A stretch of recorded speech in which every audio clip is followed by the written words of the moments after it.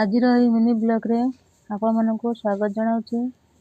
मु आपन को देखाइबी किपरि आपण फूलकोबी नाड़ी को नफिंगी से एक बहुत स्वादिष्ट एवं स्वास्थ्यकर तरकारी प्रस्तुत करें। यह खूब सहज एवं भात सहित यह खूब चमत्कार लगी था। यही तरकार स्वाद को 10 गुण बढ़ाई मु शेष एक सिक्रेट मसला टिप्स कहबी।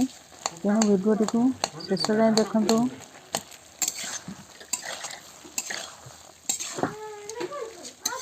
यही स्वादिष्ट रेसिपी जहाँ माछ मांस तरकारी भी पछरे पकाई विश्वास करंतु यही रेसिपी जानिया परे आपण कोबी ठारू अधिक यार नाड़ी को भल पाइबे।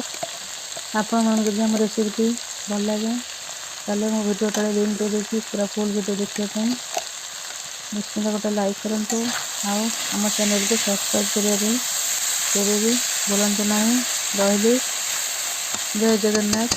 Good night. Take care.